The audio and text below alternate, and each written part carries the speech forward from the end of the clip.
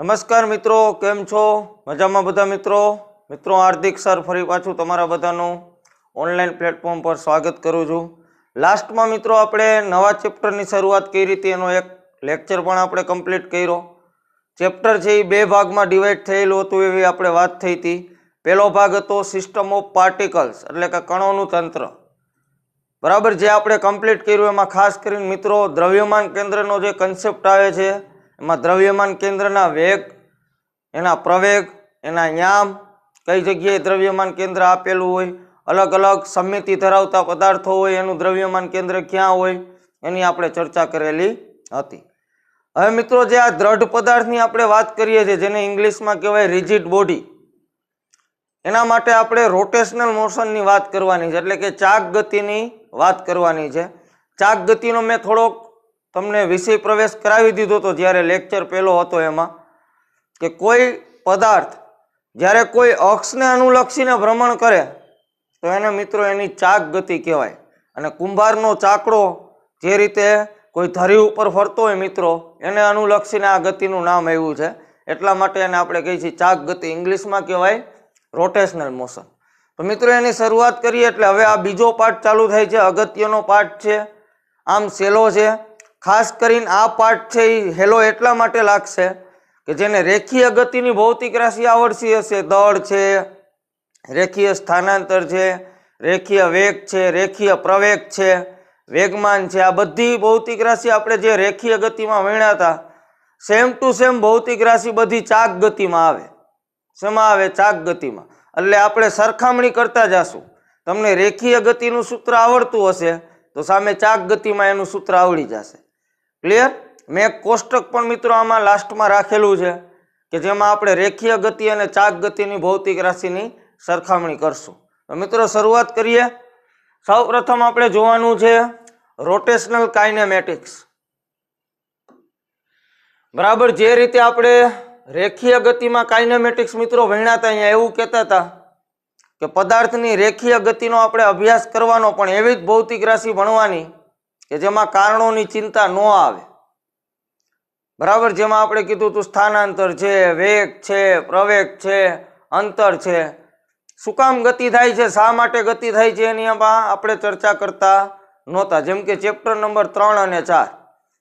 ત્યારબાદ આપણે બીજો ભાગ ભણ્યા હતા મિત્રો ડાયનેમિક્સ, કે જેમાં કોઈ પણ પદાર્થ સ્થાનાંતર કરે છે, બરાબર, એનો વેગ આટલો છે, એનો પ્રવેગ આટલો છે, તો એના માટે જવાબદાર કોણ? તો આપણે એની વાત કરી હતી બળ નામની ભૌતિક રાશિ, જે તમારું હતું ચેપ્ટર ગતિના નિયમો વાળું। પછી એની ઉપયોગિતા જોઈતી બળની, 3 નવી રાશિ ભણ્યા, કાર્ય, ઉર્જા, પાવર, એના આધારે। તો સેમ મિત્રો અહીંયા એવું છે, ચાક ગતિમાં પણ આવું જ છે કે એમાં પણ તમે જે અભ્યાસ કરો છો એ બે રીતે કરો છો। જેમ રેખીય ગતિમાં કાઇનેમેટિક્સ ને ડાયનેમિક્સ હતું, એ જ રીતે ચાક ગતિમાં પણ મિત્રો શું છે? કાઇનેમેટિક્સ ને ડાયનેમિક્સ। ખાલી આગળ શબ્દ શું આવે મિત્રો? રોટેશનલ। રોટેશનલ એટલે ચાક ગતિ। રોટર, આપણે રોટર બોલીએ છીએ ને, રોટર, રોટર એટલે ભ્રમણ કરવું। રોટર જેનું કામ શું હોય? પંખામાં હોય, મોટરમાં હોય, એ ભ્રમણ જ કરતી હોય, એની ગતિ કેવી હોય? ચાક ગતિ। એના ઉપરથી ઇંગ્લિશ નામ આવ્યું છે રોટેશનલ મોશન। તો આગળ શબ્દ આવી જાય રોટેશનલ, બાકી બધું મિત્રો એના જ છે। અહીંયા પદાર્થ આવી જાય દ્રઢ પદાર્થ, બરાબર ને? ગતિ કઈ આવી જાય? રેખીય ગતિની જગ્યાએ ચાક ગતિ।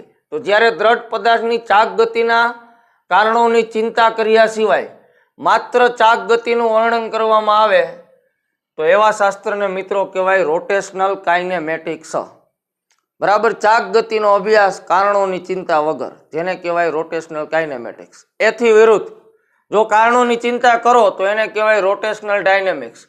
દ્રઢ પદાર્થની ચાક ગતિનું તે માટે જવાબદાર કારણો તેમજ પદાર્થના ગુણધર્મો સાથે વર્ણન કરીએ તો તે વિષયાંગને શું કહેવાય? Rotational dynamics. ક્લિયર? તો મિત્રો આ બે વ્યાખ્યા થઈ, જે રીતે રેખીય ગતિમાં કાઇનેમેટિક્સ ને ડાયનેમિક્સ હતું એ જ રીતનું છે, ખાલી અહીંયા ગતિ બદલી ગઈ છે, ચાક ગતિ છે, બરાબર, એટલું તમારે ખાલી સમજવાનું છે। ચાલો મિત્રો, હવે આ ચાક ગતિનો અભ્યાસ કરવો હોય એટલે તમને એટલો તો આઈડિયા આવી ગયો કે આમાં કોઈ એક અક્ષ હશે, ભ્રમણ અક્ષ, એને અનુલક્ષીને પદાર્થ શું કરતો હશે? આ રીતે ગતિ કરતો હશે। તો આવી ગતિને શું કહેવાય? ચાક ગતિ કહેવાય। તો એમાં હવે આપણે વિવિધ ભૌતિક રાશિ ભણવાની, જેમ રેખીય ગતિમાં આપણે ભણ્યા હતા સ્થાનાંતર હતું, વેગ હતો, પ્રવેગ હતો, બરાબર. મેં વાત કરી એમ વેગમાન હતું, બળ હતું, આ બધી વસ્તુ હતી રેખીય ગતિમાં, બધી તમારે અહીંયા ભણવાની છે. ક્લિયર? તો એમાં પહેલી ભૌતિક રાશિ મિત્રો આપણી સામે આવે છે કોણીય ઝડપ, અથવા આપણે એને કહેશું કોણીય વેગ. જો દિશા આપી દઈ તો કોણીય વેગ કહેવાય, દિશા વગર ખાલી તમે મૂલ્ય બોલો તો એને ઝડપ કહેવાય. ચલો, શું છે કોણીય ઝડપ? તો કોણીય ઝડપને મિત્રો ઓમેગા વડે દર્શાવાય. શેના વડે? ઓમેગા. આને બોલાય ઓમેગા. અને ઓમેગાનું મિત્રો સૂત્ર છે ડી થીટા બાય ડીટી. કઈ રીતે આવ્યું એ કહી દો, સાવ સિમ્પલ છે. આપણે રેખીય ગતિમાં જે રેખીય વેગ બોલીએ છીએ, રેખીય વેગ, એમાં આપણે શું લખતા? સ્થાનાંતરના છેદમાં સમય,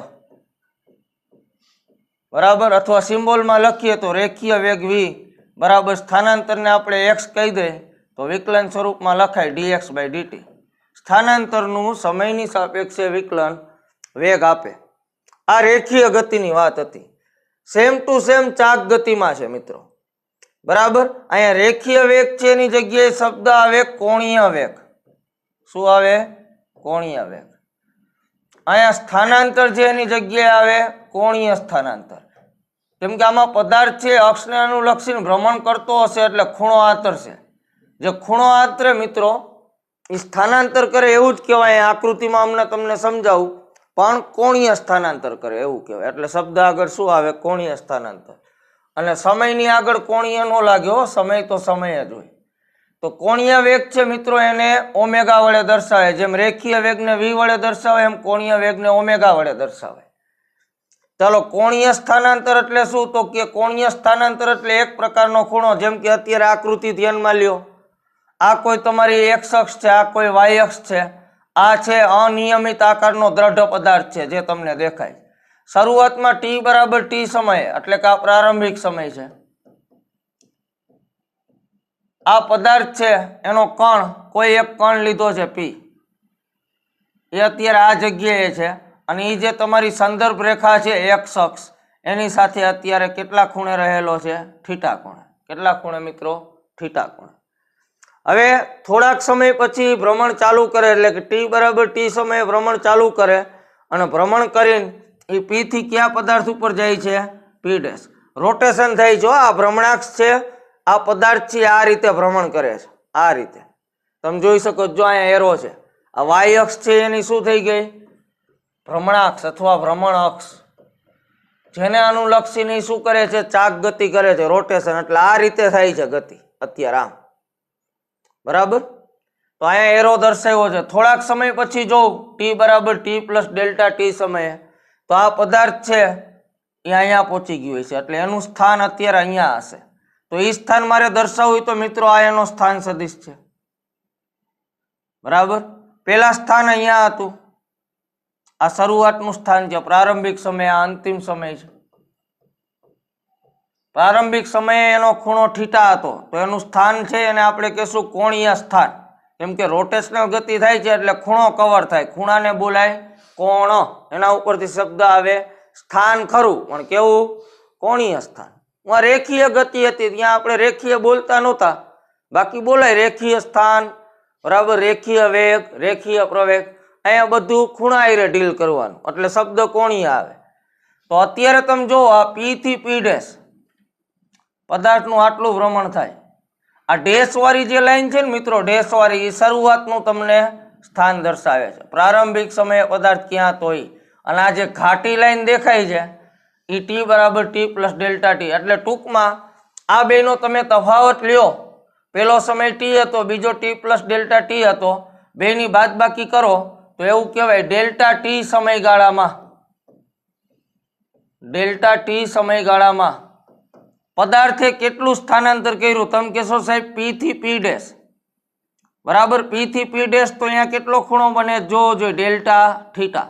એટલે આ ખૂણો જે તમને દેખાય સૂક્ષ્મ ખૂણો ડેલ્ટા થીટા, એટલું એને કોણીય સ્થાનાંતર કર્યું. તો કોણીય સ્થાનાંતર છે એને મિત્રો ડેલ્ટા થીટા વડે દર્શાવાય. કોણીય સ્થાનાંતર એટલે બીજું કાંઈ નથી, કોણીય સ્થાનમાં થતો ફેરફાર. જેમ રેખીય સ્થાનાંતર હતું એને કહેવાય રેખીય સ્થાનમાં થતો ફેરફાર, એ જ રીતે કોણીય સ્થાનાંતરને કહેવાય કોણીય સ્થાનમાં થતો ફેરફાર. એટલે ખૂણો છે એને થીટા કહેવાય ને ફેરફારને ડેલ્ટા કહેવાય. અને કેટલો સમયગાળો લીધો? Delta T. બરાબર. અહીંયા રેખીય સ્થાનાંતર હતું, અહીંયા કોણીય સ્થાનાંતર છે, અહીંયા સમય હતું, અહીંયા સમય છે. આ થયો સરેરાશ કોણીય વેગ, એનું સૂત્ર. પણ જો ખૂણો બહુ સૂક્ષ્મ હોય, સમયગાળો બહુ નાનો હોય, તો તમને ખબર છે આને આપણે વિકલનના સ્વરૂપમાં લખી શકીએ, ઓમેગા બરાબર ડી થીટા બાય ડીટી. તો મિત્રો આ સૂત્ર ગોખવાની જરૂર જ નથી. મને આ સૂત્ર આવડતું હોય ને તો હું લખી શકું. રેખીય વેગની જગ્યાએ કોણીય વેગ ઓમેગા, રેખીય સ્થાનાંતર એટલે એક્સ બરાબર, કોણીય સ્થાનાંતર એટલે થીટા. તો એવું કહેવાય કોણીય સ્થાનાંતરનું સમયની સાપેક્ષે વિકલન શું આપે મિત્રો? કોણીય વેગ આપે. તો જે રીતે રેખીય વેગ મેળવતા એના ઉપરથી જ આપણે શું મળે મિત્રો? કોણીય વેગ. આ ચાક ગતિ છે એટલે એમાં જે સ્થાનાંતર આવશે એમાં ખૂણો કવર થાય એટલે બોલાય શું? કોણીય સ્થાનાંતર. એટલે ખૂણો જ છે એક પ્રકારનો. તો આ થઈ ગયો મિત્રો એનું સૂત્ર, ઓમેગા બરાબર ડી થીટા બાય ડીટી. ચાલો આનો એકમ જોતો હોય તો સાવ સિમ્પલ છે. આ ખૂણો છે, ખૂણાનો એસઆઈ એકમ હોય મિત્રો રેડિયન. આપણે દર્શાવીએ છીએ ખૂણા ડિગ્રીમાં, પણ એસઆઈ એકમ એનો છે રેડિયન. ક્લિયર? એનું કન્વર્ઝન એ આવે કે 1 ડિગ્રી બરાબર કેટલા રેડિયન થાય. આપણે જ્યારે જરૂર પડશે ત્યારે હું અહીંયા તમને કહેતો જઈશ. ચાલો નીચે છે સમય, આનો સેકન્ડ થાય, આનો સમય એકમ થાય સેકન્ડ, એટલે આનો એકમ થાય રેડિયન પર સેકન્ડ. શું થાય? ખૂણાનો રેડિયન, સમયનો સેકન્ડ. તો એનો એસઆઈ એકમ છે રેડિયન પર સેકન્ડ, અથવા ભ્રમણ થાય એટલે ખૂણો આતરે તો એને રોટેશન પર સેકન્ડ પણ કહે છે. રેડિયનને ઘણીવાર શું બોલવામાં આવે? રોટેશન પર સેકન્ડ. પણ તમને 99% કિસ્સામાં આ જ એકમ જોવા મળશે કોણીય વેગનો, રેડિયન પર સેકન્ડ. ક્લિયર? જેમ આનો કેમ થતો મીટર પ્રતિ સેકન્ડ, આ મીટરની જગ્યાએ ખૂણાનો એકમ આવી જાય રેડિયન પર સેકન્ડ. ચાલો આ થઈ ગયો મિત્રો તમારી કોણીય ઝડપ. ક્લિયર? જે રીતે રેખીય ઝડપ હતી, રેખીય વેગ હતો, એ રીતે કોણીય ઝડપ. હવે તમને એવો પ્રશ્ન થાય કે સાહેબ રેખીય વેગ છે એ તો સદિશ રાશિ હતી બરાબર, એની દિશા છે એ આપણે સ્થાનાંતરની દિશામાં લેતા. તો આ સદિશ રાશિ છે મિત્રો ઓમેગા, એની દિશા ક્યાં લેવાય? તો કે કોણીય સ્થાનાંતરની દિશામાં લેવાય. તો એ નક્કી કેમ કરવું કોણીય સ્થાનાંતર કઈ રીતે થાય છે? સાવ સિમ્પલ છે બરાબર. શું છે? સાવ સિમ્પલ. જોજો અત્યારે આકૃતિ તમારી સામે છે. કોણીય સ્થાનાંતર કઈ દિશામાં થાય? તો મેં અત્યારે કીધું આ તમારી અક્ષ છે, પદાર્થ આ રીતે ભ્રમણ કરે છે. આમ તમે જોતા હશો તો તમને આ રીતે દેખાતું હશે અત્યારે બરાબર. તો કોણીય સ્થાનાંતર તમારું પી થી પી ડેશ થયું. તો જે તરફ કોણીય સ્થાનાંતર થતું હોય એ તરફ તમારે જમણા હાથનો આંગળીઓ વારવાની બરાબર. જમણા હાથના નિયમથી નક્કી થાય. ક્લિયર? કે આ કોણીય વેગ છે એની દિશા ક્યાં હોય? કોણીય સ્થાનાંતરની દિશામાં હોય. તો કોણીય સ્થાનાંતર અત્યારે ક્યાં થાય છે આકૃતિમાં? તો આ ભ્રમણાક્ષ છે, પદાર્થ કોઈ પી બિંદુથી પી ડેશ આ તરફ જાય છે. એટલે તમારા જમણા હાથની આંગળીઓ આ તરફ વાળવાની. જમણા હાથની આંગળીઓ તમે આ તરફ વાળો તો અંગૂઠો ક્યાં આવે છે? ઉપર. ચેક કરી લ્યો. જો હજી એકવાર અંગૂઠો પહેલા હું સંતાડી દઉં છું. આ હાથ રાખ્યો તમે, તમારો પદાર્થ આ રીતે ફરે છે આમ. આ મારો જે જમણા હાથની આંગળીઓ વળે ને એ રીતે, કેમ કે તમારું કોણીય સ્થાનાંતર પી થી પી ડેશ છે એટલે આ રીતે. તો અંગૂઠો કઈ તરફ છૂટો થાય મિત્રો? અંગૂઠો છે એ ભ્રમણાક્ષની દિશામાં જાય. જો હજી એકવાર ચેક કરી લ્યો. આ રીતે ભ્રમણ થાય છે. અંગૂઠો ક્યાં જાય? ભ્રમણાક્ષની દિશામાં. અંગૂઠો ભ્રમણાક્ષની દિશામાં થાય એનો મતલબ તમારી જે ભ્રમણાક્ષ હોય એ જ દિશામાં તમારા કોણીય વેગની દિશા આવે બરાબર. તો યાદ રાખજો કોણીય વેગની દિશા હંમેશા પદાર્થ જે અક્ષને અનુલક્ષીને ભ્રમણ કરતો હોય ને એ અક્ષને સમાંતર હોય. પછી ઉપર અથવા નીચે હોઈ શકે, કેમ કે આખી અક્ષ હોય. ક્લિયર? ધારો પદાર્થ આમ ફરે છે તો અંગૂઠો ઉપર આવે તો ઓમેગા ઉપર આવે. ઉલટો પદાર્થ ફરતો હોય તો મારી આંગળીઓ આમ જશે તો અંગૂઠો ક્યાં આવે? નીચે. તો આ વસ્તુ યાદ રાખવી. મેં અહીંયા કીધું છે જો જમણા હાથના સ્ક્રૂનો નિયમ કે જમણા હાથના સ્ક્રૂના ભ્રમણાક્ષને સમાંતર ગોઠવી વસ્તુ જે રીતે ભ્રમણ કરતી હોય, અત્યારે આકૃતિમાં P થી P' જાય છે, તે જ રીતે સ્ક્રૂને ભ્રમણ આપતા આપણે સ્ક્રૂ નટ લેવો, બરાબર. સ્ક્રૂ ક્યાં ગોતવા જાઓ? હાથ તો છે આપણી પાસે, સ્ક્રૂ જેવું જ કામ કરે છે. તો તમારી આંગળીઓ છે એ પદાર્થ ગતિ કરતો એ તરફ વાળો તો તમારો અંગૂઠો છે ને હંમેશા ક્યાં આવશે? ભ્રમણાક્ષને સમાંતર આવશે, બરાબર. તો અહીંયા એ લખ્યું જો ઓમેગાની દિશા ગણવામાં આવે છે, એટલે યાદ રાખજો આ ઓમેગાની દિશા છે એ અત્યારે તમે નક્કી કરી તો ભ્રમણાક્ષને સમાંતર અથવા ભ્રમણાક્ષની દિશામાં હોય છે જમણા હાથના સ્ક્રૂના નિયમ પરથી. રેડી? ક્લિયર? તો આ દિશાની વાત થઈ ગઈ સદિશ રાશિ. હાલો હવે આપણે શું જોવાનું છે? રેખીય ગતિ ને ચાક ગતિ બેયની ભૌતિક રાશિ હવે ભેગી કરવાની છે. આ ચેપ્ટર છે મિત્રો એમાં શીખવાનું જ છે ખાસ. એટલે હવે આપણે જોવાનું છે કોણીય વેગ અને રેખીય વેગ વચ્ચેનો સંબંધ. એમાં બે સંબંધ મળે, એક અદિશ સંબંધ મળે, બીજો સદિશ સંબંધ મળે. તો અદિશ સંબંધ મિત્રો થાય V = R ઓમેગા. સાબિત કરીએ આપણે કઈ રીતે આવ્યો, બરાબર. કઈ એટલું અઘરું નથી. આપણે કોણીય વેગ અને રેખીય વેગ વચ્ચેનો સંબંધ જોઈ છે. તો રેખીય વેગ છે એને હું V વડે દર્શાવું તો V બરાબર શું થાય? V બરાબર આપણે લખીએ છીએ મિત્રો dx/dt. આવું લખીએ છીએ, બરાબર. જેમાં x બરાબર શું હોય? સ્થાનાંતર, બરાબર. જોજો આમાં કાંઈ નથી, બે સ્ટેપમાં આવી જશે. ચાલો અત્યારે આ ચાક ગતિમાં તમારે સ્થાનાંતર જોતું હોય તો જો આ રહ્યું, આ P થી P' છે આ ભાગ, મેં અહીંયા જો રેડ વડે દર્શાવ્યું છે આ ભાગ, આ તમારી ચાપ કહી શકાય, નાની એવી સૂક્ષ્મ ચાપ છે એ તમારું અહીંયા સ્થાનાંતર છે. તો આ સ્થાનાંતરનું આપણે મૂલ્ય જોતું હોય તો શીખી ગયા છીએ મિત્રો. કયું સૂત્ર વાપરવાનું? ખૂણો બરાબર ચાપના છેદમાં ત્રિજ્યા. આ ચાપની લંબાઈ જ છે, યાદ કરો. પથ લંબાઈમાં આપણે આ ટ્રીક આપી હતી. જ્યારે તમારી પથ લંબાઈ ચાપ હોય ત્યારે ચાપને હું કરતા બનાવું તો ચાપ બરાબર શું થાય? ખૂણો ગુણ્યા ત્રિજ્યા, બરાબર. તો ત્રિજ્યા એટલે બીજું કઈ નહીં, અત્યારે આ બિંદુનો સ્થાન સદિશ જેને હું R કહી દઉં. ત્રિજ્યા એટલે શું થાય? એનો સ્થાન સદિશ R, ઉગમ બિંદુથી બિંદુને જોડતો સદિશ, એનું સ્થાન દર્શાવતો સદિશ. તો આ સૂત્ર મુજબ જો તો આ x તમારું સ્થાનાંતર છે આ આકૃતિમાં PP' જેને કહેવાય PP' ચાપ. તો એ ચાપનું માપ કેટલું થાય? તો ચાપ બરાબર થાય ખૂણો. તો આ ચાપ કેટલો ખૂણો આતરે છે?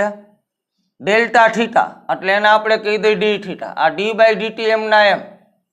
સ્થાનાંતરની કિંમત મૂકું છું. સ્થાનાંતર તમારું ચાપ સ્વરૂપે છે.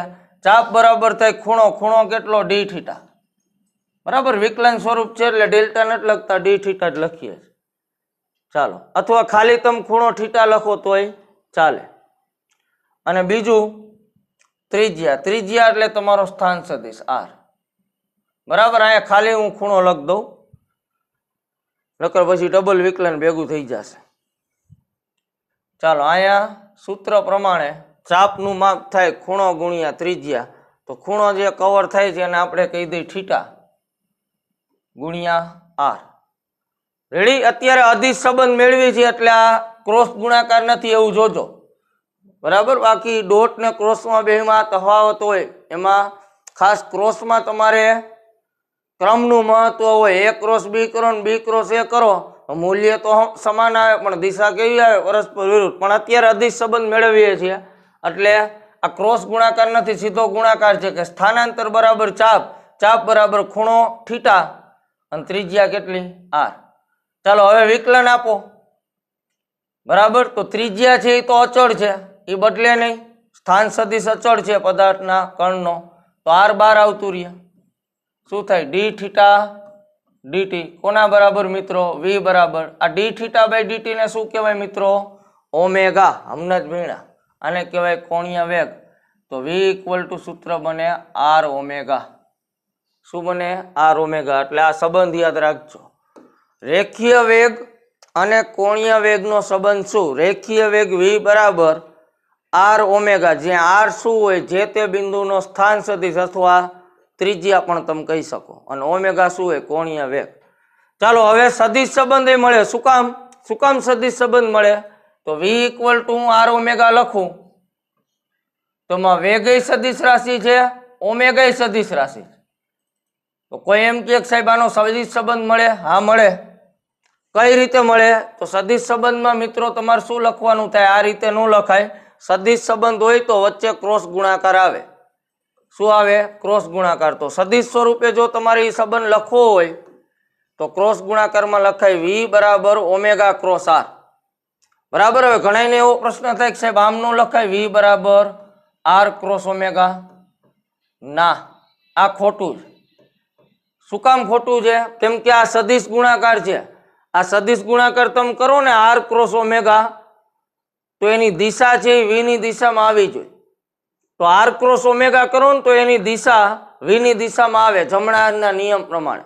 પણ જો કોઈ ઊંધું કરે ઓમેગા ક્રોસ આર, અહીંયા છે ઈ, તો ઓમેગા ક્રોસ આર નક્કી કરો તો એની દિશા v ની દિશામાં આવે. તો બે શક્યતા બને, v equal to R cross omega અને v equal to omega cross R. એમાં સાચું કોણ? તો બેયની દિશા નક્કી કરવાની, જે આપણે અહીંયા જરૂર નથી. તમે v equal to R cross omega કરશો ને તો આની જે દિશા આવે ને આ બેયની સદિશ ગુણાકારની, એ v થી વિરુદ્ધ દિશામાં આવે. v થી વિરુદ્ધ દિશામાં, v ની દિશામાં ન આવે.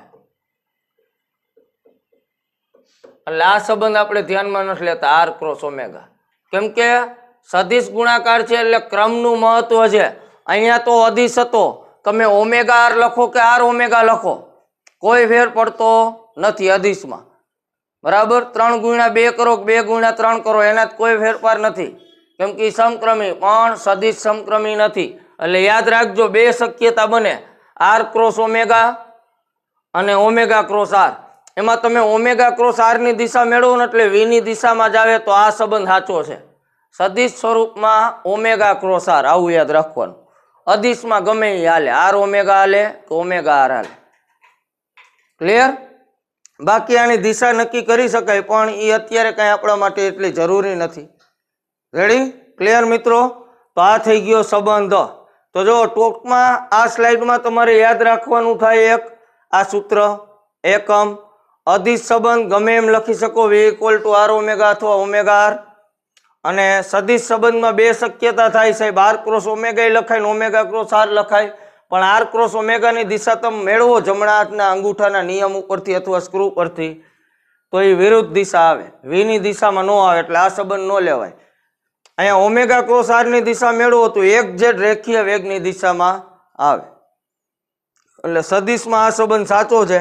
અને ઓમેગાની દિશા પૂછે મિત્રો તો જમણા હાથથી પદાર્થ જે તરફ ભ્રમણ કરતો એ તરફ આંગળીઓ ઘુમાવો તો તમારો ઓમેગાનો સદિશ છે ને હંમેશા તમારા ભ્રમણાક્ષને સમાંતર આવે, ભ્રમણાક્ષની દિશામાં આવે. તો મિત્રો આ વાત થઈ પહેલી ભૌતિક રાશિ કોણીય ઝડપ અથવા દિશા સાથે સાંકળો તો કોણીય વેગ. ક્લિયર? હવે આપણે નેક્સ્ટ ભૌતિક રાશિમાં આગળ વધીએ. બરાબર. જે આવશે આપણી સામે કોણીય પ્રવેગ. જેમ રેખીય પ્રવેગ આપણે ભણ્યા હતા તો શું બોલતા હતા રેખીય પ્રવેગને? તો રેખીય પ્રવેગ બરાબર આપણે કહેતા હતા મિત્રો dv/dt. બરાબર. તો કોણીય પ્રવેગ શું થાય? તો કોણીય પ્રવેગને મિત્રો આલ્ફા વડે દર્શાવાય. તો રેખીય પ્રવેગની જગ્યાએ કોણીય પ્રવેગ, આ વિકલનની જગ્યાએ વિકલન, અને રેખીય વેગ છે એની જગ્યાએ આવી જાય હમણાં ભણ્યા એ કોણીય વેગ. તો મિત્રો આ થઈ ગયું આલ્ફાનું સૂત્ર. મેં પહેલા જ કીધું હતું, હજી જેના રેખીય વેગના કન્સેપ્ટ વીક હોય એકવાર ચેપ્ટર સરખું કરી લ્યો તો આ ચેપ્ટર હાવ હેલું લાગશે. તો રેખીય વેગનું જે સૂત્ર હતું એના ઉપરથી આપણે કોણીય વેગ મેળવ્યો હતો. એ જ રીતે રેખીય પ્રવેગનું જે સૂત્ર છે મિત્રો એના ઉપરથી આપણે શું મેળવ્યું? આલ્ફા. ક્લિયર? તો આલ્ફાનું સૂત્ર એ જ છે, જો આલ્ફા બરાબર d/dt. તમને આ સૂત્ર આવડે છે તો તમે આ બનાવી શકો, યાદ રાખવાની જરૂર નથી. ચાલો મિત્રો એનો એસઆઈ એકમ શું થાય? તો સિમ્પલ છે, ઓમેગાનો હમણાં આપણે એસઆઈ એકમ જોયો, આનો એસઆઈ એકમ શું થાય? રેડિયન પર સેકન્ડ અને છેદમાં હજી સેકન્ડ. તો ટોટલ શું થાય? રેડિયન પર સેકન્ડ સ્ક્વેર. તો એનો એસઆઈ એકમ થાય રેડિયન પર સેકન્ડ સ્ક્વેર, અથવા રેડિયનની જગ્યાએ લખો તો શું થાય? રોટેશન પર સેકન્ડ સ્ક્વેર. ચાલો આગળ, જેમ આપણે આલ્ફાની વાત કરી, કોણીય વેગની મેં જેમ વાત કરી મિત્રો, એમ આલ્ફાની વાત કરી દીધી. ક્લિયર? કે કઈ રીતે સૂત્ર બને ને કઈ રીતે એકમ છે. કદાચ કોઈને આમાં દિશા જોતી હોય તો આ સદિશ રાશિ જ છે. આની દિશા ક્યાં હોય મિત્રો આલ્ફાની? તો કે કોણીય વેગના ફેરફારની દિશામાં હોય. તો મને કયો કોણીય વેગની દિશા ક્યાં હોય? અમને આગલી સ્લાઇડમાં જોયું કોણીય વેગની દિશા ભ્રમણાક્ષને સમાંતર હોય. તો કોણીય વેગની દિશા જો ભ્રમણાક્ષને સમાંતર હોય, બરાબર, તો એના લીધે તો અહીંયા આલ્ફાને દિશા આવે છે કોણીય પ્રવેગને. તો કોણીય પ્રવેગની દિશા ક્યાં હોય મિત્રો? ભ્રમણાક્ષને સમાંતર જ હોય. તો એ લખી દો. આની દિશા છે એ ક્યાં હોય? તો કે સાહેબ ઓમેગાના ફેરફારની દિશામાં. ઓમેગાનો ફેરફાર અથવા ઓમેગા કઈ દિશામાં હોય? અહીંયા દર્શાવેલો જ છે આકૃતિમાં, આગળ આપણે શીખાતી જે ભ્રમણાક્ષ હોય. અહીંયા ઝેડ અક્ષ લીધી ભ્રમણાક્ષ તરીકે. બાકી એક્સ વાય ઝેડ ગમે એ અક્ષ લઈ શકો. એને અનુલક્ષીને પદાર્થ ભ્રમણ કરતો એને ભ્રમણાક્ષ કહેવાય. બરાબર? તો આની દિશા હોય ભ્રમણાક્ષને સમાંતર ઓમેગાની જેમ. કેમ કે એના ઉપરથી તો એની દિશા આવે, સૂત્રમાં તમે જોઈ શકો છો. ચાલો હવે આપણે શું મેળવવાનું છે? સંબંધ. કોની સાથે? રેખીય ગતિ સાથે. જેમ રેખીય વેગ અને કોણીય વેગનો સંબંધ હતો મિત્રો, બરાબર, એમાં અદિશ ને સદિશ બે સંબંધ આપણે જોયા હતા. અહીંયા આપણે સદિશ સંબંધની મુખ્ય વાત કરવાની છે. તો રેખીય પ્રવેગ અને કોણીય પ્રવેગ આ બે વચ્ચે શું સંબંધ છે આપણે નેક્સ્ટમાં વાત કરવાની છે કે રેખીય પ્રવેગ એ અને કોણીય પ્રવેગ વચ્ચેનો સંબંધ શું. તો જો આમાં ધ્યાન દો એટલે ખબર પડી જશે. અહીંથી હું સાબિત કરું છું, અમને આ સૂત્ર આવી જશે તમારું. બરાબર? પછી આકૃતિ દ્વારા સમજીએ. આ આલ્ફા એમ ના એમ, આ ડી બાય ડીટી. ચાલો ઓમેગાનું સદિશ સ્વરૂપમાં સૂત્ર શું? બરાબર, ઓમેગાનું સદિશ સ્વરૂપમાં સૂત્ર શું? કઈ અગો મને કોઈ અદિશ સ્વરૂપમાં લખવું હોય તો આપણે આવું લખતા V = R ઓમેગા. બરાબર, સદિશ સ્વરૂપમાં V = શું લખાય? Omega cross R. આ વસ્તુ આપણે ભણી ગયા છે. ક્લિયર? યસ ઓર નો? તો આમાં જો હું કિંમત મૂકીશ એટલે થઈ જશે. ચાલો આ યાદ રાખજો, મગજમાં આપણે સદિશ સંબંધ લેવા જાય છીએ. આ એકમ કાઢી દઉં છું કેમ કે મેં અહીંયા લખેલા છે, હવે તમને બનાવતા આવડી જશે. એટલે અહીંયા આપણે સ્પેસ મળી જાય એટલી આપણે સમજી શકીએ. તો રેખીય પ્રવેગને મિત્રો આપણે કઈ રીતે લખીએ છીએ? રેખીય પ્રવેગ એ બરાબર dv/dt. ઓમાં કર્યું તેમ, ઓમાં v બરાબર dx/dt લીધું હતું, ત્યાંથી આપણે સૂત્ર તાર્યું. અહીંયા સેમ. તો આ રેખીય પ્રવેગ મિત્રો એ બરાબર આ d/dt એમના એમ વિકલન છે. આ v સદિશ સ્વરૂપે છે. સદિશ સંબંધ શું છે મિત્રો? Omega cross R. હમણાં ભણ્યા, અહીંયા મૂકી દો. બસ હવે તમારે આનું વિકલન કરવાનું છે. તો અત્યારે જો અહીંયા વિકલનમાં શું આવ્યું? તો કે બે પદનો ગુણાકાર આવ્યો. તો અહીંયા વિકલનનો ગુણાકારનો નિયમ લાગુ પડે. તો ગુણાકારનો નિયમ શું છે? સાવ સહેલો છે, જોતા જાજો અહીંયા. બરાબર, આપણે સરવાળા બાદબાકીનો નિયમ તો શીખી ગયા છે કે વચ્ચે નિશાની મૂકીને એક એક પદનું વિકલન કરવાનું. ગુણાકારમાં મિત્રો આવો જ કંઈક નિયમ છે, જોતા જાજો. ગુણાકારમાં નિયમ આવો છે, તમને આવું કે d/dt x × y. આ બે પદનો ગુણાકાર છે ને તમારે વિકલન કરવું હોય તો સિમ્પલ નિયમ છે. શું? પહેલું પદ એમના એમ, બીજાનું વિકલન dy/dt, વચ્ચે પ્લસ બીજું પદ એમના એમ, પેલાનું વિકલન. બેયનો વારો હોવો જોઈએ ને ભાઈ, એકનો વારો લ્યો તો હાલે નહીં. બરાબર? તો સાવ સિમ્પલ છે. પહેલું પદ એમના એમ, બીજાનું વિકલન, પ્લસ બીજું પદ એમના એમ એટલે y એમના એમ, પેલાનું વિકલન. પેલું એમના એમ, બીજાનું વિકલન, પ્લસ બીજું એમના એમ, પેલાનું વિકલન. ચાલો એ જ રીતે અહીંયા કરો તો એ બરાબર. ધ્યાન રાખજો આ સદિશ ગુણાકાર છે એટલે ક્રમ ગમે એમ ઉલટાવતા નહીં, નકર દિશા ભરી જાય. તો પેલું પદ નિયમ પ્રમાણે એમના એમ, ક્રોસનો ક્રોસ ગુણાકાર, બીજા પદનું વિકલન, બીજું પદ કોણ છે? R, dr/dt. આ નિયમ પ્રમાણે પેલું પદ એમના એમ, બીજાનું વિકલન, પ્લસ હવે શું? તો કે બીજા પદનું વિકલન, બીજું પદ કોણ છે? R, તો dr/dt એનું વિકલન. બરાબર?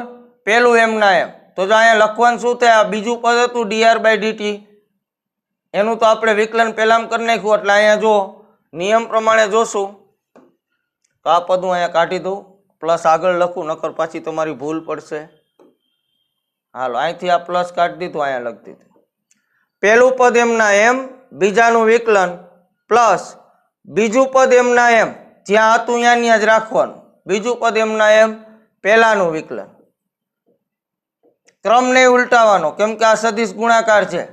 બરાબર, જોઈ લ્યો હજી એકવાર. પહેલું પદ એમના એમ, બીજાનું વિકલન, પ્લસ બીજું પદ એમના એમ, બીજું પદ એની જગ્યાએ જ રાખવાનું. એવું નહીં આર આગળ લઈ લેવાનું, કેમ કે આ સદિશ ગુણાકાર છે. આર આગળ લઈશો તો ક્રમ ઉલટાઈ જાય. ક્રમ ઉલટાય તો દિશા બદલી જાય, અર્થનો અનર્થ થઈ જાય ફિઝિક્સમાં. ક્લિયર? તો બીજું પદ એમના એમ, એની જગ્યાએ બીજી પોઝિશને જ પહેલાનું વિકલન ડી ઓમેગા ડીટી. ચાલો આનું સાદું રૂપ આપું તો મિત્રો થાય એ બરાબર ઓમેગા એમના એમ ક્રોસ આ dr/dt ને શું કહેવાય સાહેબ? આને તો રેખીય વેગ કહેવાય. શું કહેવાય? રેખીય વેગ. તો અહીંયા આવી ગયો v પ્લસ આ ડી ઓમેગા dt ને શું કહેવાય મિત્રો? આને કહેવાય આલ્ફા. હમણાં આપણે કીધું ડી ઓમેગા dt ને શું કહેવાય મિત્રો? આલ્ફા. જો આ રહ્યું કોણીય પ્રવેગ ગુણ્યા આર.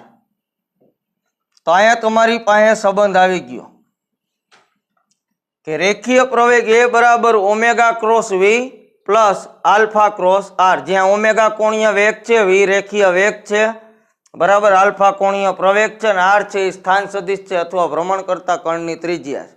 તો આ સંબંધ આવ્યો. તો આ સૂત્ર તમારી પાસે છે. જો અહીંયા આ રહ્યું, આવે આ રીતે. ક્લિયર? હવે આ સૂત્રમાં જોશો ને તો બે વસ્તુ ખાસ જોવા જેવી છે, કેમ કે બે પદ દેખાશે. આ પેલું પદ છે, આ બીજું પદ છે.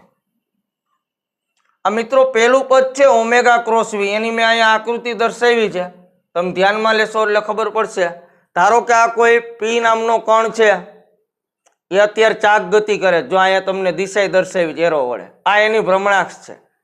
બરાબર, તો ઓમેગા કઈ દિશામાં આવે? ભ્રમણાક્ષની. કેમ કે જો આ અત્યારે આમ ફરે છે તો આ મારી અક્ષ છે, હું આ રીતે ફેરવીશ. ધ્યાન રાખજો, આ રીતે ફેરવું તો ઓમેગા ક્યાં આવે? ઉપર આવે. હું તમને સમજાવું છું કે આ ઓમેગા ક્રોસ વી શું છે. એના માટે આ આકૃતિ ધ્યાનમાં લ્યો. આ આકૃતિ ઓમેગા ક્રોસ વી માટે છે. એમાં આપણે જોવું છે કે એનો જે સદિશ ગુણાકાર થઈને પરિણામી સદિશ આવે ને કઈ તરફ છે? જે તરફ આવશે ને પરિણામી સદિશની દિશા, એના ઉપરથી એનું નામ છે. બરાબર, તો ઓમેગા ક્રોસ વી એટલે ઓમેગા છે મિત્રો ઉપર તરફ. જો આ દર્શાવ્યું, આ ઓમેગાનો સદિશ છે. તમને બધાને દેખાતો હશે, જે ભ્રમણાક્ષને સમાંતર છે. બરાબર, પી બિંદુએ જે કણ ગતિ કરે ત્યાં દોર દીધો. બીજું પદ મિત્રો કયું છે? વી. રેખીય વેગ ક્યાં હોય? તો વર્તુળાકાર પથ જ છે. આ વર્તુળાકાર પથ ઉપર રેખીય વેગ હંમેશા વક્ર ઉપર એ બિંદુએ દોરેલા સ્પર્શકની દિશામાં હોય. એટલે આ રેખીય વેગની દિશા એવી, આ ઓમેગાની દિશા એવી.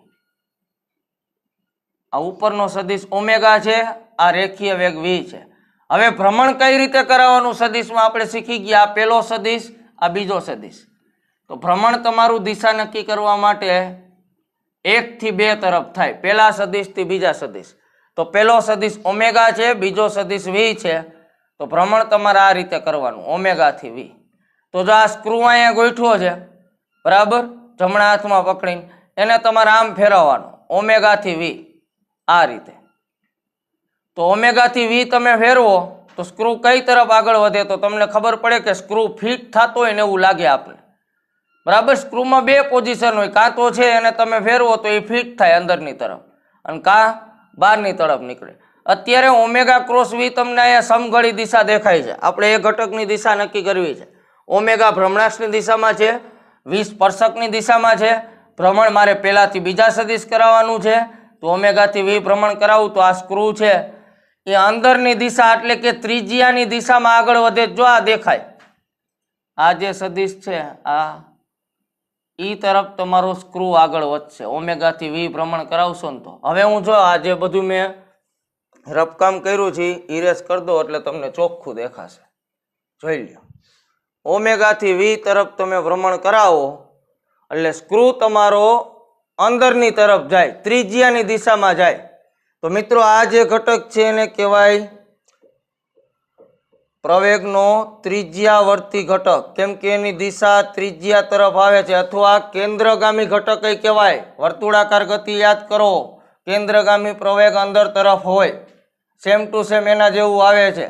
આ ઓમેગા ક્રોસ વી ની દિશા અંદર તરફ આવે છે. આકૃતિમાં તમે જોઈ શકો છો. આ વી નો દિશા ઓમેગાનો ભ્રમણ કરાવું પેલાથી બીજા તરફ, તો સ્ક્રૂ અંદરની તરફ આગળ વધે ત્રિજ્યાની દિશામાં, એટલે આને કહેવાય ત્રિજ્યાવર્તી ઘટક. ચાલો એ જ રીતે આની દિશા નક્કી કરવી હોય તો આલ્ફા ક્રોસ આર, એની મેં અહીંયા અલગ આકૃતિ રાખી છે. ચાલો આલ્ફા કઈ દિશામાં હોય? તો સાહેબ જે ઓમેગાની દિશા હોય ને એ જ આલ્ફાની હોય. જો ઓમેગા ક્યાં? તો ભ્રમણાક્ષની દિશામાં. તો આલ્ફા ક્યાં આવે? ભ્રમણાક્ષની દિશામાં. રેડી? આલ્ફા ક્યાં આવે? ભ્રમણાક્ષની દિશામાં. તો આલ્ફા દોરી દીધો. પી બિંદુ એ જો ઉપર તરફ ભ્રમણાક્ષની દિશામાં. બીજું છે આર. આર એટલે સ્થાન સદિશ. કોઈ પણ બિંદુનો સ્થાન સદિશ એટલે શું? ઉગમ બિંદુથી એને જોડતો સદિશ. આ બસ એને અહીંયા લંબાવી દીધો જ, બીજું કાંઈ નથી. આગળ લંબાવ્યો જ ભાઈ, આ સ્થાન સદિશ જ થાય. પી બિંદુનું સ્થાન દર્શાવતો સદિશ. બરાબર? તો આ સ્થાન સદિશ. હવે તમારું ભ્રમણ ક્યાં કરાવવાનું? પહેલાથી બીજા તરફ. પહેલો સદિશ છે આલ્ફા, આ બીજો સદિશ છે. ભ્રમણ કરાવશો એટલે આ રીતે આવશે, આલ્ફા થી આર. તો આ તમે સ્ક્રૂ ગોઠવો પી બિંદુએ. બરાબર? ભ્રમણ તમારે આમ કરાવવાનું છે, ઉપરથી નીચે, આલ્ફા થી આર. તો આ સ્ક્રૂ હોય અને હું ઉપરથી નીચે ભ્રમણ કરાવું આ રીતે, તો સ્ક્રૂ આ દિશામાં આગળ જાય. આ એટલે કઈ દિશામાં? તો એ બિંદુએ દોરેલા સ્પર્શકની દિશામાં જાય. ક્યાં જાય? એ બિંદુએ દોરેલા સ્પર્શક. જો હું ત્યાંથી પાછું રફકામ કાઢી દઉં છું એટલે હવે તમને પ્રોપર દેખાશે. અહીંયા જેમ તમે ઓમેગા ક્રોસ વી નું ભ્રમણ કરાવતા તો એ ત્રિજ્યાની દિશામાં સ્ક્રૂ જતો હતો. અહીંયા તમે આલ્ફા ક્રોસ આર નું ભ્રમણ કરાવશો તો તમારો પી બિંદુ પાસે જે પ્રવેગ મળશે એ ક્યાં જશે? સ્પર્શકની દિશામાં. અને સ્પર્શકને મિત્રો ઇંગ્લિશમાં કહેવાય ટેન્જેન્ટ. શું કહેવાય? ટેન્જેન્ટ. એટલે એ ઘટકને આપણે બોલશું એટી, પ્રવેગનો ટેન્જેન્શિયલ કમ્પોનેન્ટ. બરાબર? એસેલરેશનનો ટેન્જેન્શિયલ કમ્પોનેન્ટ, એટલે આને ગુજરાતીમાં કહેવાય સ્પર્શીય પ્રવેગ. સ્પર્શકની દિશામાં છે. ઇંગ્લિશમાં ટેન્જેન્ટ ઉપરથી ટી વડે દર્શાવ્યો. અને આને કહેવાય મિત્રો ત્રિજ્યાવર્તી પ્રવેગ. તો આ બે ઘટક મળે. બરાબર? ઓની જેમ નથી કે વી બરાબર ઓમેગા ક્રોસ આર સીધું થઈ ગયું, એવું નથી. રેખીય પ્રવેગ અને કોણીય પ્રવેગનો સંબંધ તારવો તો તમને બે ઘટક મળે. આને કહેશું આપણે સ્પર્શીય પ્રવેગ, કેમ કે એની દિશા ઉપરથી. પહેલા ઘટકની દિશા ત્રિજ્યાની દિશામાં આવે છે તો એને ત્રિજ્યાવર્તી ઘટક કહેવાય. બીજા ઘટકની દિશા સ્પર્શકની દિશામાં આવે છે તો એને સ્પર્શીય પ્રવેગ કહેવાય. ક્લિયર? તો જો અહીંયા લખ્યું છે, આ પહેલો ઘટક ઈ આલ્ફા આર. રેડી? આ બીજો ઘટક ઈ આલ્ફા ટી. તો આ બે ઘટકનું મિશ્રણ હોય. બરાબર? તો ઓમેગા ક્રોસ વી ને રેખીય પ્રવેગનો ત્રિજ્યાવર્તી ઘટક કહેવાય. જો ઘણી વખત ડાયરેક્ટ એમસીક્યુ આવી જાય છે. આમાં ઓની જેમ નથી. હજી કહું છું વી બરાબર ઓમેગા ક્રોસ આર એવું એક સંબંધ નથી. અહીંયા બે સંબંધ છે, બે ઘટક છે. તો ત્રિજ્યાવર્તી ઘટક કયો થાય? ઓમેગા ક્રોસ વી. બરાબર? જો એનું મૂલ્ય કાઢો તો અહીંયા આપ્યું છે ત્રિજ્યાવર્તી ઘટક. મૂલ્યના સ્વરૂપમાં લઉં તો સદિશ કાઢી નાખવાનો ઓમેગા ક્રોસ વી. ઓમેગા ક્રોસ વી છે જે ત્રિજ્યાની દિશામાં છે, અને ત્રિજ્યાની દિશામાં પ્રવેગ હોય એને તો આપણે શું કહેતા? ત્રિજ્યાવર્તી પ્રવેગ. યાદ કરો એનું સૂત્ર શું હતું ત્રિજ્યાવર્તી પ્રવેગનું? એ આર બરાબર વી સ્ક્વેર બાય આર. આવું સૂત્ર હતું. બરાબર? તો એના ઉપરથી તમને એક સંબંધ મળે. હવે જો આ એ આર વી ની જગ્યાએ હું આ આદિશ મૂલ્ય જ છે, મૂલ્યમાં સંબંધ વી નો ઓમેગાનો શું? આર ઓમેગા એનો સ્ક્વેર છેદમાં આર. તો આર સ્ક્વેર ઓમેગા સ્ક્વેર આવું થાય અપોન આર. એક એક આર વહી જાય તો એ આર બરાબર સંબંધ લખાય આર ઓમેગા સ્ક્વેર. આ જ વસ્તુ લખી જો અહીંયા વી સ્ક્વેર બાય આર એ આપણે જે ભણ્યા છીએ સમતલમાં ગતિ. બરાબર? કે જે ત્રિજ્યાવર્તી પ્રવેગ હોય એનું મૂલ્ય કેટલું હોય મિત્રો? એ આર અથવા એસી બોલતા ત્રિજ્યાવર્તી પ્રવેગને વી સ્ક્વેર બાય આર. એની તમે કિંમત મૂકો, વી ની જગ્યાએ આર ઓમેગા મૂકો, વર્ક કરીને એક એક આર ઉડાડો તો એ આવશે આર ઓમેગા સ્ક્વેર. એટલે આ ખાસ યાદ રાખવું, ડાયરેક્ટ એમસીક્યુમાં કામ આવી જશે. ક્લિયર? ચાલો આને કાઢી દો. થોડીક તમારે આમાં પ્રેક્ટિસ વધારે કરવી પડશે સાદું રૂપ આપવા માટે. સૂત્ર તમારે યાદ રાખવાનું, સીધા યાદ રહી જાય તો વેલ એન્ડ ગુડ, બાકી સંબંધ તારવતા આવડે તો તમને સીધા સૂત્ર આવડી જાય. ચાલો બીજો પ્રવેગ છે આલ્ફા ક્રોસ આર, જેને રેખીય પ્રવેગનો કયો ઘટક કહેવાય? સ્પર્શીય ઘટક કહેવાય.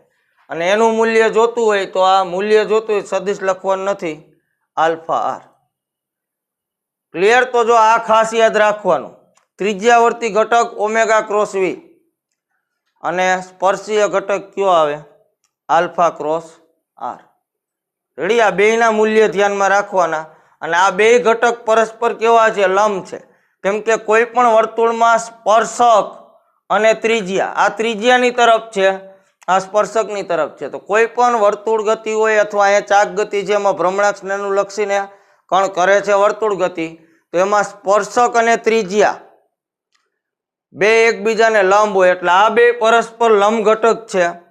તો તમારે જો રેખીય પ્રવેગનું મૂલ્ય જોતું હોય તો આ શું થઈ ગયું? એ બરાબર આ પહેલો ઘટક, આ બીજો ઘટક, બે પરસ્પર લંબ ઘટક હોય એનું મૂલ્ય જોતું હોય સદિશમાં, તો આપણો નિયમ જ છે બાપાની ટોપી, એટલે કે વર્ગમૂળ પહેલા ઘટકનો વર્ગ પ્લસ બીજા ઘટકનો વર્ગ. એ તો એ જ નિયમ છે, એટલે આ ડાયરેક્ટ યાદ રાખવાની જરૂર નથી.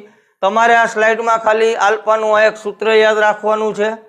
એકમ બનાવતા આવડે, એના બે ઘટક હોય, રેખીય ઘટક ઓમેગા ક્રોસ વી હોય, સ્પર્શીય ઘટક આલ્ફા આર હોય. એ બે તમને આવડે એટલે તમને ખબર હોય કે બેની દિશા પરસ્પર લંબ હોય. તો અહીંયા લંબ સદિશ માટેનો નિયમ લાગે, પરસ્પર લંબ ઘટકો હોય તેનું મૂલ્ય કઈ રીતે નીકળે? આ રીતે નીકળે. એ બરાબર અંડર રૂટ પહેલા ઘટકનો વર્ગ પ્લસ બીજા ઘટકનો વર્ગ. તો મિત્રો આ થઈ કોણીય પ્રવેગની સમજૂતી. શેની થઈ? કોણીય પ્રવેગની સમજૂતી. પહેલા એનું સિમ્પલ સૂત્ર આપણે તાર્યું રેખીય પ્રવેગ ઉપરથી, પછી એના બે ઘટક પડ્યા, બરાબર, વિકલનના ગુણાકારના નિયમ પરથી. આ નિયમ છે, નોટ ડાઉન કરી લેવો, નોટ બનાવતા હોય એમાં. કે પહેલું પદ એમના એમ, બીજાનું વિકલન પ્લસ બીજું પદ એમના એમ, પહેલાનું વિકલન. ક્લિયર? ચાલો આગળ વધીએ. ચાલો હવે આવે છે અચળ કોણીય પ્રવેગી ગતિ. જેમ આપણે રેખીય ગતિમાં ભણતા હતા પ્રવેગ પછી, કે એવી ગતિ કે જેમાં પ્રવેગ અચળ હોય. ખાસ કરીને આપણે અહીંયા વાત કરી હતી ગુરુત્વાકર્ષણ બળ હેઠળની ગતિ, જેમાં પ્રવેગ અચળ હોય. પછી સ્ટોપિંગ ડિસ્ટન્સ, વાહનની જે બ્રેકિંગ ક્ષમતા છે એમાં પ્રવેગ અચળ હોય. એવી જ મિત્રો આ ચેપ્ટરમાં વાત કરવાની. મેં કીધું ને ઓને પેરેલલ જ હેલું જશે. ઓમાં રેખીય વેગ હતો તો આમાં પેલો ટોપિક કયો આવ્યો? કોણીય વેગ. ઓમાં રેખીય પ્રવેગ હતો તો અહીંયા કયો આવ્યો? કોણીય પ્રવેગ. આપણે બેના સંબંધી તારવતા જાય છે. રેખીય વેગ ને કોણીય વેગનો અધિશ સંબંધ શું? R omega. સદિશ શું? Omega cross R. બરાબર. અહીંયા પ્રવેગ અને રેખીય પ્રવેગ ને કોણીય પ્રવેગનો સંબંધ શું? તો કે સાહેબ સીધો સંબંધ નો આવે, બે ઘટક આવે. ઓમેગા ક્રોસ વી ઘટક છે એને કહેવાય સ્પર્શીય, ત્રિજ્યાવર્તી પ્રવેગ, અને આલ્ફા ક્રોસ આર છે એને કહેવાય સ્પર્શીય ઘટક. બે પરસ્પર લંબ હોય એટલે એના ઉપરથી મૂલ્ય નીકળે. એ જ રીતે મિત્રો રેખીય ગતિમાં જેમ આપણે અચળ પ્રવેગી ગતિ ભણ્યા હતા ને એના ત્રણ સૂત્ર હતા, જેમાં પ્રવેગ અચળ હોય, પદાર્થ રેખીય ગતિ કરતો હોય. ક્યાં ત્રણ સૂત્ર હતા? v બરાબર v0 પ્લસ એટી, d બરાબર v0t પ્લસ 1/8 સ્ક્વેર, અને આ છેલ્લું 2ad બરાબર v square minus v0 square. હવે જો આ એક સૂત્ર એમાં આવે છે, પણ આનો આપણે ઉપયોગ નથી કરતા, કેમ કે આ ત્રણ સૂત્રમાં આવી જાય. કદાચ તમે યાદ ન રાખો તો હાલે. આ ત્રણમાં એની વાર્તા આવી જ જાય છે. અંતર બરાબર વેગનું સરેરાશ ગુણ્યા ટી, એની કઈ જરૂર નથી. આ ત્રણ યાદ રાખો તો હાલે. બરાબર. આ રેખીય ગતિમાં ક્યારે વાપરતા આપણે? અચળ પ્રવેગ હોય તો. સેમ મિત્રો ચાક ગતિમાં જો કણનો પ્રવેગ અચળ હોય તો સેમ ટુ સેમ સૂત્ર આવે. અચળ કોણીય પ્રવેગ વાળી ગતિ હોય તો સેમ ટુ સેમ સૂત્ર છે. જો હવે તમને આટલું ક્લિયર થઈ ગયું કે તમારું જે કોણીય સ્થાન હોય, બરાબર, ધારો કે રેખીય ગતિ અહીંયા લઈ લો, ભાગ પાડ દો એટલે તમને યાદ રહી જાય. આ રીતે ચાલો આ બાજુ આવી ગયો. અહીંયા હું રેખીય ગતિ લખું, અહીંયા હું લખું કોણીય ગતિ. હવે તમને સરખામણી આવડશે. જેટલી સરખામણી વધારે આવશે બે વચ્ચે એટલું તમને ચેપ્ટર સમજવું સહેલું પડશે. રેખીય ગતિમાં આપણે બોલતા સ્થાનાંતર ડી, કોણીય ગતિમાં સ્થાનાંતર શું આવે? થીટા, કોણીય સ્થાનાંતર. એટલે ડી ને સમતુલ્ય કોણ આવે? થીટા. રેખીય ગતિમાં રેખીય વેગ v હતો, કોણીય ગતિમાં કોણ છે? ઓમેગા. રેખીય ગતિમાં પ્રવેગ a હતો, અહીંયા કોણીય ગતિમાં પ્રવેગ કોણ છે? આલ્ફા. બસ તમારા રિપ્લેસ કરવાનું છે. રેખીય ગતિના જે તમને 3 સૂત્ર આવડે છે એમાં આ સંજ્ઞા રિપ્લેસ કરવાની કોણીય ગતિના, એટલે કોણીય અચળ પ્રવેગી ગતિના સૂત્ર બની ગયા. તો જો પેલું છે રેખીય અંતિમ વેગ, તો અહીંયા જો એની જગ્યાએ કોણીય વેગ આવી ગયો ઓમેગા, બરાબર. રેખીય વેગની જગ્યાએ શું આવ્યો? કોણીય વેગ. આ પ્રારંભિક વેગ હતો રેખીય, આ પ્રારંભિક કોણીય વેગ. આ રેખીય પ્રવેગ એ હતો, એની જગ્યાએ કોણીય પ્રવેગ આલ્ફા, અને સમયની જગ્યાએ મિત્રો શું રહે? સમય. તમને આ 3 વસ્તુ આવડે એટલે આ 3 સૂત્રને તમે અહીંયા કન્વર્ટ કરી શકો. જો રેખીય સ્થાનાંતર ડી, તો એનું સ્થાન ચાક ગતિમાં કોણ લે? કોણીય સ્થાનાંતર, જે થીટા વડે દર્શાવાય. રેખીય વેગ v0, કોણીય વેગ ઓમેગા 0. રેખીય પ્રવેગ એ, કોણીય પ્રવેગ અહીંયા આવશે આલ્ફા. પ્રિન્ટિંગમાં મિસ્ટેક છે, 1/2 આલ્ફા ટી સ્ક્વેર. આ સૂત્ર યાદ રાખવાની જરૂર નથી, બરાબર. અહીંયા રેખીય સ્થાનાંતર ડી, તો કોણીય સ્થાનાંતર થીટા. ખાલી આ 3 ને રિપ્લેસ જ કરવાની છે, સૂત્ર ઈના ઈ જ, બરાબર. રેખીય વેગનો વર્ગ, તો અહીંયા કોણીય વેગનો વર્ગ. પ્રારંભિક રેખીય વેગનો વર્ગ, પ્રારંભિક કોણીય વેગનો વર્ગ. પ્રવેગ એ રેખીય, પ્રવેગ આલ્ફા. ક્લિયર? તો આટલું ખાલી તમારે 3 વસ્તુ યાદ રાખવાની છે કે રેખીય ગતિમાં જે ભૌતિક રાશિ હોય એને સમતુલ્ય ચાક ગતિમાં ભૌતિક રાશિ કઈ આવે.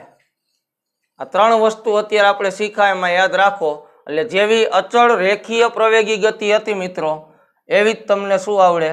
અચળ કોણીય પ્રવેગી. એ જ સૂત્ર ખાલી રિપ્લેસ કરવાનું, બરાબર. હમણાં એક્ઝામ્પલ ગણીએ એટલે તમને આવડી જશે, બાકી આ ટોપિક તો ઈઝી છે, ખાલી રિપ્લેસ કરવાનું છે. ચાલો આપણે લઈએ છીએ MCQ. જે આપણે ભણ્યા 3 વસ્તુ ભણ્યા, શું શું? કોણીય વેગ, કોણીય પ્રવેગ, એ બેયનો રેખીય વેગ અને કોણીય પ્રવેગનો રેખીય પ્રવેગ સાથે સંબંધ, અને અચળ પ્રવેગી ગતિના જેવા રેખીય આવે એમાં ઓલી 3 સંજ્ઞા બદલાવી દેવાની. ડી ની જગ્યાએ થીટા, વી ની જગ્યાએ ઓમેગા, અને એની જગ્યાએ આલ્ફા. એટલે હવે તમારું શું થઈ ગયું મિત્રો? એ ચાક ગતિના સમીકરણ. બસ એનો ઉપયોગ કરીને આપણે MCQ ગણીએ એટલે આઈડિયા આવે તમને કે ભ્રમણાક્ષથી 10 સેન્ટીમીટર અંતરે, એટલે ધારો કે આ તમારા કોઈ પદાર્થની ભ્રમણાક્ષ છે, આનાથી કેટલા અંતરે? 10. તો આ તમારી આર થઈ ગઈ અથવા સ્થાન સદિશ થઈ ગયો. અહીંયા કોઈ કણ હશે જે આ રીતે ધારો કે ચાક ગતિ કરતો હશે,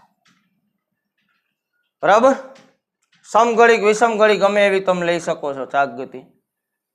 કણની કોણીય ઝડપ આપી છે. હવે ચાક ગતિ કરે એટલે કોણીય ઝડપ છે, અહીંયા તમને અંતર આપી દીધું 10 સેન્ટીમીટર મિત્રો.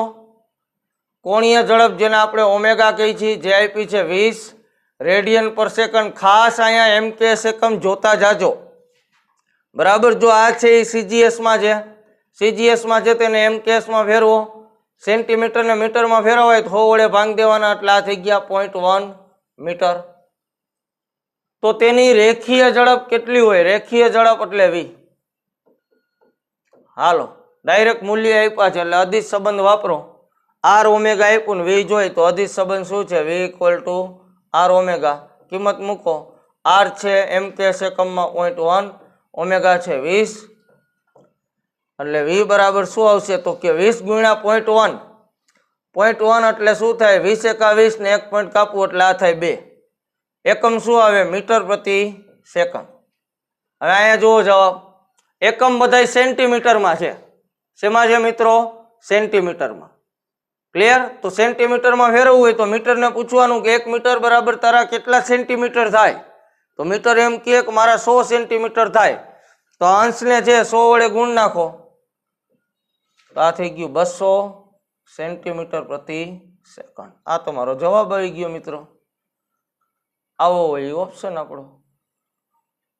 એટલે અહીંયા સૂત્રની જ રમત છે ચાક ગતિમાં. રેખીય ગતિ જેટલું સ્ટ્રોંગ એટલું તમારું ચાક ગતિ પાવરફુલ થશે. બાકી આ ચેપ્ટર ગોખવું પડશે. એટલે હજી ન આવડતું હોય તો રેખીય ગતિ વાળું ચેપ્ટર એકવાર ક્લિયર કરી નાખજો. આખું વિડીયો અવેલેબલ છે, જોઈન કન્સેપ્ટ ક્લિયર કરજો. એ કન્સેપ્ટ જેટલા સ્ટ્રોંગ, અહીંયા ખાલી એની સંજ્ઞા જ બદલવાની છે, એના ઉપરથી જ આવે છે ચાક ગતિ આખી. ચાલો, આ થઈ ગયો મિત્રો પેલો સરસ MCQ, રેખીય વેગ અને કોણીય વેગ વચ્ચેના સંબંધનો. ત્યારબાદ આવે છે ઘડિયાળના મિનિટ કાંટાની કોણીય ઝડપ. ધારો કે આ આપણી ઘડિયાળ છે, કંપની ગમે એ હાલે હો ભાઈ, એનાથી આપણે ફેર પડતો નથી. અહીંયા 12 હશે, અહીંયા 3 હશે, અહીંયા 6 હશે, અહીંયા 9 હશે. હવે આપણે ધ્યાનમાં લેવાનો છે મિનિટ કાંટો, કેમ કે ઘડિયાળમાં આપણે જનરલી 3 કાંટા છે એ જોઈએ છીએ. મિનિટ કાંટો, સેકન્ડ કાંટો અને કલાક કાંટો. અહીંયા તમને MCQ મિનિટ કાંટાનો પૂછ્યો, પણ કલાક કાંટાનો અને સેકન્ડ કાંટાનો પૂછે તો પણ આવડી જવો જોઈએ. ક્લિયર, ધ્યાન દેજો. ધારો કે આ મિનિટ કાંટો છે, અત્યારે કોઈ પણ એક જગ્યાએ છે એવું ધાર લે. ધારો કે આ 3 ઉપર છે, એની કોણીય ઝડપ જોઈ છે. શું જોઈ છે? કોણીય ઝડપ. તો કોણીય ઝડપનું સૂત્ર શું મિત્રો? કોણીય ઝડપ ઓમેગા બરાબર શું થાય? કોણીય સ્થાનાંતર છેદમાં આ સ્થાનાંતર કરવા માટે લીધેલો સમય. આવું સાદું સૂત્ર થાય. તો મારે કોણીય સ્થાનાંતર અને સમય આ બે વસ્તુ મેળવવી પડે. બરાબર. ધારો કે હું સમય માટે એવું વિચારું કે આ જે કલાક કાંટો છે એ પૂરેપૂરું એક ભ્રમણ કરે, 3 થી ચાલુ કરીને પાછો 3 પાસે આવે. પૂરેપૂરું શું કરે છે? એક ભ્રમણ કરે છે. અત્યારે મિનિટ કાંટાની વાત થઈ છે, તો એ મિનિટ કાંટો છે. તો મિનિટ કાંટો ધારો કે 3 થી ભ્રમણ કરીને પાછો 3 આવે, તો આ એનું એક ભ્રમણ થાય. અને મિત્રો, એક ભ્રમણનો જે સમય હોય એને કહેવાય આવર્તકાળ. એક ભ્રમણનો સમય એને શું કહેવાય મિત્રો? આવર્તકાળ. તો અહીંયા અત્યારે આ તમારો મિનિટ કાંટો છે, ધારો કે 3 થી ચાલુ કરીને પાછો 3 આવે, તો એને તમે શું કહો મિત્રો? મિનિટ કાંટો 3 થી ચાલુ કરીને પાછો 3 આવે તો 1 કલાક થઈ કહેવાય, 60 મિનિટ કહેવાય. કેમ કે આ મિનિટ કાંટો, કલાક કાંટો નથી. મિનિટ કાંટો કોઈ એક અંકથી ભ્રમણ કરીને પાછો એ અંકે આવે ઘડિયાળમાં તો 1 કલાક થઈ કહેવાય. એટલે સમય તમારો આવશે 1 કલાક, 1 hour, એક ભ્રમણનો સમય. બરાબર. હવે એક ભ્રમણ કરે ત્યારે એનું કોણીય સ્થાનાંતર કેટલું થાય? ધારો જ્યાંથી ચાલુ કરે અહીંયા હું 0 ડિગ્રી ધાર લઉં, તો પૂરેપૂરું એક વર્તુળ ચક્કર મારે છે. તો એક વર્તુળ ચક્કર મારે તો ખૂણો કેટલાનો આંતરે? 360 ડિગ્રી. કેટલાનો? 360. પણ અહીંયા 360 ડિગ્રીમાં નહીં લખાય મિત્રો, રેડિયનમાં જવું પડશે. કેમ કે ખૂણાનો એકમ શું હોય? રેડિયન. તો 360 ડિગ્રીને શું લખાય મિત્રો? 2π રેડિયન. પાય એટલે 180, એને ગુણ્યા 2, 360. આટલું હેલું છે. કોણીય સ્થાનાંતર તો કે એક ભ્રમણ કરે તો 360 ડિગ્રી કવર કરે, એને 2π રેડિયન લખાય. હવે આ એક ભ્રમણ કરે તો મિનિટ કાંટો છે, મિનિટ કાંટાને કેટલી વાર લાગે? 1 કલાક લાગે. મિનિટ કાંટો એક ભ્રમણ પૂરું કરે અને 1 કલાક લાગે, એટલે છેદમાં 1 hour. તો આને જો સેકન્ડમાં ફેરવવું પડશે. ઉપર તો રેડી છે આ 2π. 1 કલાકની મિત્રો સેકન્ડ કેટલી? 3600. કેમ કે 1 કલાકની મિનિટ કેટલી? 60. 1 મિનિટની સેકન્ડ કેટલી? 60. તો 60 ગુણ્યા 60 કેટલા થાય? 3600. તો આવી ગયું રેડિયન, નીચે આવી ગયું સેકન્ડ. તો અહીંયા 3 છે તો આ 2 વડે ઉડાડી તો અહીંયા આવી જાય 18. એટલે ફાઇનલ આવ્યું π/1800 રેડિયન પર સેકન્ડ. આ મિનિટ કાંટો હતો એટલે એની કોણીય ઝડપ આટલી આવે.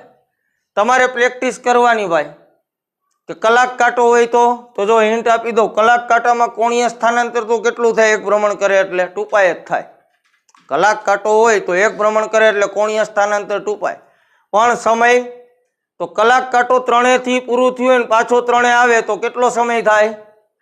3 થી પૂરું થયું હોય પાછો 3 આવે તો મિત્રો 12 કલાક થાય. કેટલી થાય? 12 કલાક. તો અહીંયા આવે 12 કલાક. કલાક કાંટો હોય તો કે એક અંકથી ચાલુ કરીને પાછો એ અંકે આવે તો 12 કલાક લાગે ટોટલ. કેમ કે અહીંયા 12 છે ડિજિટ હોય. તો અહીંયા કલાક કાંટાની વાત કરે ને તો ઉપર 2π રહીએ, અહીંયા 12 કલાક આવી જાય. એ પ્રમાણે સેકન્ડમાં કન્વર્ટ કરી નાખવાનું. હાલો, સેકન્ડ કાંટો ગયે તો સેકન્ડ કાંટો એક ભ્રમણ કરે એટલે સ્થાનાંતર તો કેટલું આવે? 2π જ આવે. પણ સમય, સેકન્ડ કાંટો એક ભ્રમણ પૂરું કરે એ સમયને કહેવાય 1 મિનિટ. શું કહેવાય? 1 મિનિટ. કેમ કે સેકન્ડ કાંટો છે એક ભ્રમણ પૂરું કરે એટલે 60 સેકન્ડ થાય. બરાબર, તો 1 મિનિટ અહીંયા આવશે સમય 1 મિનિટ, આટલો ફેર આવે. બરાબર, આ જગ્યાએ ફેર આવે. મિનિટ કાંટો હોય તો આ તમે ગણ્યું, કલાક કાંટો હોય તો અહીંયા શું આવી જાય? 12 કલાક આવી જાય. અને સેકન્ડ કાંટો હોય તો અહીંયા કેટલું આવે? 60 સેકન્ડ આવે. ક્લિયર? આટલો ફેર પડે ને એ પ્રમાણે તમારો જવાબ આવે. ક્લિયર મિત્રો? તો આ રીતે ગણવાનું થાય. ચાલો આગળ વધીએ. ત્યારબાદ એક વ્હીલ સ્થિર સ્થિતિમાંથી, વ્હીલ છે એ સ્થિર સ્થિતિમાંથી ગતિ ચાલુ કરે છે, એટલે એનો મતલબ એ વ્હીલ છે એની ધરીને અનુલક્ષીને ભ્રમણ કરતું હશે. ચાક ગતિ છે. સ્થિર સ્થિતિ છે એનો મતલબ એનો કોણીય વેગ. જેમ રેખીય ગતિમાં સ્થિર સ્થિતિ હોય તો આપણે શું કહેતા? પ્રારંભિક રેખીય વેગ 0 હોય. તો અહીંયા ચાક ગતિમાં સ્થિર સ્થિતિ હોય તો શું કહેવાય? પ્રારંભિક ચાક ગતિનો વેગ, જેને આપણે કહીએ છીએ કોણીય વેગ. એટલે પ્રારંભિક કોણીય વેગ શું હોય મિત્રો? 0 હોય. 4 સેકન્ડના અંતે, એટલે સમય આપ્યો છે 4 સેકન્ડ, 64 રેડિયન પર સેકન્ડ જેટલો કોણીય વેગ પ્રાપ્ત કરે છે. પેલા સ્થિર હતું ત્યારે આટલો વેગ હતો કોણીય. હવે 4 સેકન્ડ પૂરી થાય એટલે ફરવાનું ચાલુ કરે છે, એનો વેગ વધતો જાય છે. વધીને કેટલો થાય? 64 રેડિયન પર સેકન્ડ. તો તેનો અચળ કોણીય પ્રવેગ આલ્ફા ગોતવાનો છે. જો અહીંયા કહી જ દીધું છે અચળ. ટૂંકમાં કોણીય પ્રવેગનું તમારે સૂત્ર વાપરવાનું છે, ઓલા 3 છે ને એમાંથી. તો વિચારો, જો પ્રારંભિક કોણીય વેગ છે, અંતિમ કોણીય વેગ છે, સમય છે, તો પેલું સૂત્ર આપણે હોય ને રેખીય ગતિમાં, v બરાબર v0 પ્લસ at. એના ઉપરથી આપણે જોઈએ તો ચાક ગતિમાં v ની જગ્યાએ આવે ઓમેગા, v0 ની જગ્યાએ આવે ઓમેગા 0, એની જગ્યાએ આવે આલ્ફા, સમયની જગ્યાએ સમય. આ સૂત્ર વાપરો. બરાબર, બધી કિંમત તમારી પાસે છે આલ્ફા કરતા બનાવવાનો, એટલે ઓમેગા બરાબર ઓમેગા 0 પ્લસ આલ્ફા ટી પરથી. કેમ કે દાખલામાં કહી જ દીધું છે અચળ કોણીય પ્રવેગ, તો આપને સૂત્ર આવડે છે. સરખામણી મેં કોષ્ટક તમને દેખાડ્યું હતું. તમારે ખાલી શું કરવાનું હોય એમાં? તો કે જ્યાં સ્થાનાંતર હોય અહીંયા થીટા, વેગ હોય અહીંયા ઓમેગા, અને રેખીય પ્રવેગ હોય અહીંયા આલ્ફા. ચાલો, ઓમેગા કેટલું જ મિત્રો? 64. ઓમેગા 0 કેટલું છે? 0. આલ્ફા ગોતવાનું છે. સમય કેટલો છે? 4. તો અહીંથી આલ્ફાને કરતા બનાવો તો આલ્ફા બરાબર થાય 64 ભાગ્યા 4, તો 16 ચોક 64. આલ્ફાનો એકમ શું આવે? રેડિયન પર સેકન્ડ સ્ક્વેર. ઓમેગા હોય તો રેડિયન પર સેકન્ડ આવે, અહીંયા એક વર્ગ આવી જાય ઉપર, અને જવાબ આવે 16 રેડિયન પર સેકન્ડ સ્ક્વેર. ક્લિયર મિત્રો? તો આવા MCQ તમને પૂછે. તમારો રેખીય ગતિનો જેટલો સ્ટ્રોંગ બેઝ સ્ટ્રોંગ હશે એટલો ચાક ગતિમાં તમને ફાયદો મળશે. ખાલી તમારે સિમ્બોલ જોવાના, આને કોણ રિપ્લેસ કરે, આને કોણ રિપ્લેસ કરે. તો મિત્રો આજના લેક્ચરમાં આપણે આટલું રાખીએ. રેખીય ગતિમાં જેમ રેખીય વેગમાન હતું એમ ચાક ગતિમાં કોણ આવશે? કોણીય વેગમાન આવશે મિત્રો. બરાબર, રેખીય ગતિમાં જેમ દળ હતું, માસ, એમ ચાક ગતિમાં આવે મોમેન્ટ ઓફ ઇનર્શિયા, જડત્વની ચાક માત્રા, જેની આપણે ચર્ચા કરશું. અને એ પૂરું કરશું એટલે અહીંયા તમારું ચેપ્ટર કમ્પ્લીટ થઈ જશે. ક્લિયર મિત્રો? તો આટલી પ્રેક્ટિસ કરી લેજો. મળશું નેક્સ્ટ લેક્ચરમાં. આભાર.